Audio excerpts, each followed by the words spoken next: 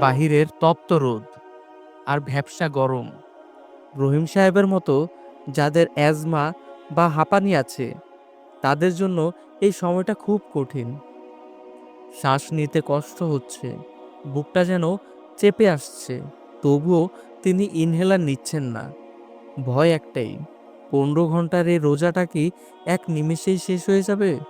Inhaler নিয়ে আমাদের মনে যে সংশয়, তা কি আদৌ সঠিক? চলুন আজ এই ধোঁয়াশা পরিষ্কার করি।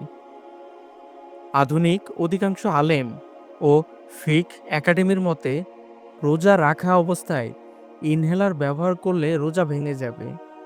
কারণ ইনহেলার থেকে যে ঔষধটি বের হয় তা কেবল বাতাস নয়, এতে তরল ঔষধের সূক্ষ্ম কণা থাকে।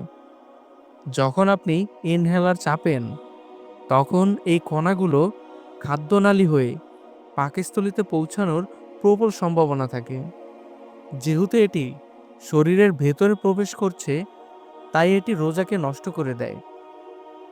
এখন প্রশ্ন হলো, রহিম সাহেব কি কষ্ট সহ্য করেই যাবেন? মোটেও না। ইসলাম জীবনকে অনেক বেশি মূল্য দেয়।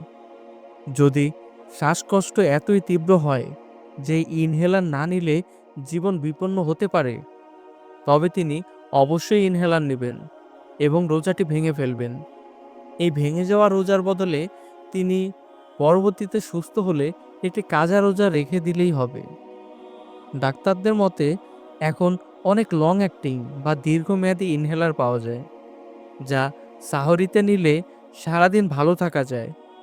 আপনি আপনার ডাক্তারের সাথে কথা বলে ঔষধের সময় পরিবর্তন করে নিতে পারেন। অনেকের মনে আরও কিছু প্রশ্ন থাকে।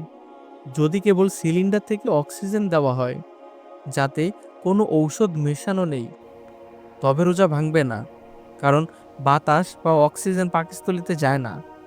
নেবুলাইজারে ঔষধের বাষ্প সরাসরি ফুসফুসে ও পাকস্থলীতে যাওয়ার সম্ভাবনা থাকে, তাই এটি ব্যবহার করলে রোজা ভেঙে যাবে। আল্লাহ আমাদের উপর সাধ্যের অতিরিক্ত কোনো বোঝা চাপিয়ে দেন না।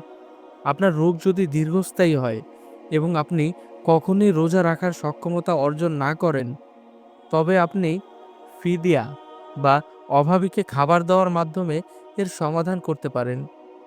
তবে আগে ডাক্তারের পরামর্শ নিন।